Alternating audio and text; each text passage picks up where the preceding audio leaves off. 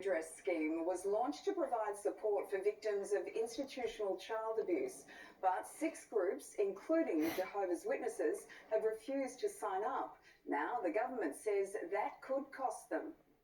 The government was clear. Organisations named in the Royal Commission into Institutional Responses to Child Abuse had until yesterday to sign up to the National Redress scheme. Those that failed were told they could risk their charitable status and government funding would cease. Anne Ruston and I are not kidding. We expect people to sign up, and if you don't want to sign up, then I won't be signing any cheques. Jehovah's Witness survivors weren't surprised, but they were gutted. They're traumatised. They're upset. As of yesterday, 380 organisations had either signed up or signalled their intention to sign up, but 6 groups had not. The Australian Air League, Boys Brigade New South Wales, Fairbridge Society, Lakes Entrance Pony Club, Kenja Communications and the Jehovah's Witnesses. And today they found themselves named and shamed. These organisations denied the 55 survivors who have applications against these institutions the redress that they deserve. In a statement, the Jehovah's Witnesses told us they have responded and will continue to respond directly to individual claims for redress in a caring, fair and principled manner. What they actually do is they silence them through extreme shunning.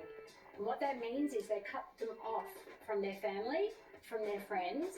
If they're working with the Jehovah's Witness, they may even lose their job. But many want the government to go even further. This scheme is designed and run to basically minimise the financial harm to institutions at the same time as further punishing and re-traumatising the victims. And it's just not good enough. Senator Anne Ruston is the Minister for Families and Social Services, and she joins us now. Minister, will the Jehovah's Witnesses and the other organisations now lose their charitable status? Well, certainly it's something that we are prepared to consider, and we're in the process of working through all of the technical details.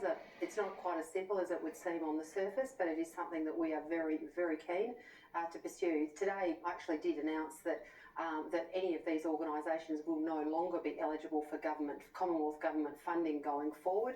And we're certainly looking at ways that we can use their favourable taxation status to further draw to their attention the error of their ways in not joining the redress scheme. So there are 6 organisations that are refusing to sign on, at least at this point. That corresponds to 55 applications which are now in limbo. What happens to those people who are making those applications?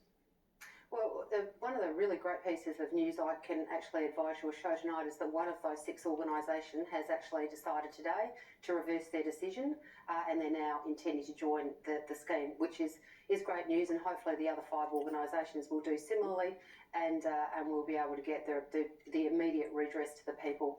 Can I just hold you there? Which organisation is that, by the way, just so we're clear?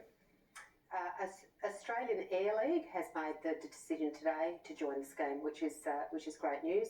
But equally, there are still 5 other organisations that haven't agreed to join, and as you rightly point out, their applications against those organisations, and that means they're survivors who today would have been a very dark day for those survivors. So next week I'll be meeting with the state and territory ministers who are part of make up the redress board, and I will be discussing with them how we can make sure that we make good for these people who find themselves in this situation today. Minister, there are people who say the scheme itself is insufficient. Do you have any plans to improve it? Well, look, certainly this has been a very difficult scheme to stand up. I don't think anybody's shying away from that. It's been very complex. It was voluntary. Equally, some of the applications that we received were particularly complex. In fact, 75% of the applications we've received have named more than one institution in those applications. But part of the process of getting to this 2-year stage and naming people today is also the undertaking of a review.